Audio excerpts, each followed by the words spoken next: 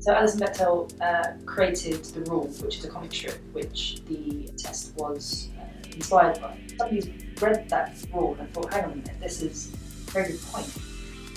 Where are all of them?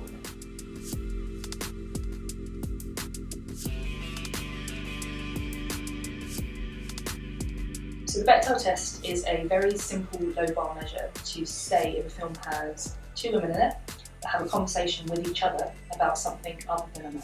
Just from using that observation, it's become this massive cultural phenomenon that's helped use to measure female representation. It's shallow as hell. There are so many films that fail the test that are excellent at portraying females in all sorts of walks of life.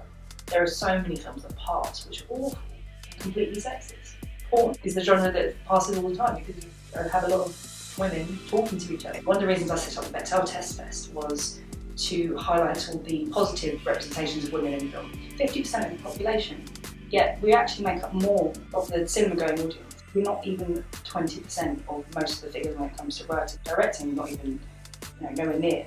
We have 2.1 men to every one female cast members. It's quite bizarre. A lot of the numbers aren't actually getting better. If we progress in the way that we are progressing now, we'll only get gender balance in 700 years. So we have to do something much more than what we're doing. It's great that we've got all this focus right now on females in films and the Year of the Woman and suffragettes come out, that's great. But we need to carry that on because there's so much more work to be done. We need to have childcare on film sets so that women are able to make films.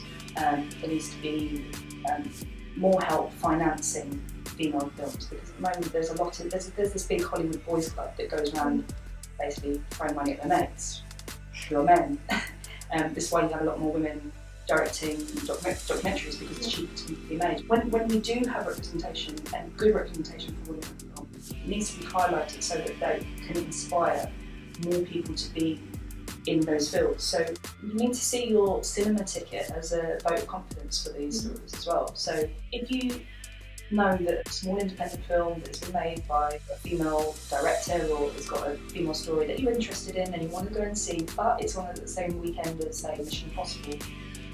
Mission Impossible will be there in 4 weeks still, but if you don't watch that smaller film, it'll only be in the cinema as long as people want it there. It's a very simple but very effective way of supporting independent cinema and supporting female stories. It's incredibly important that you have adequate representation for all different characters, all different people, all different backgrounds in film.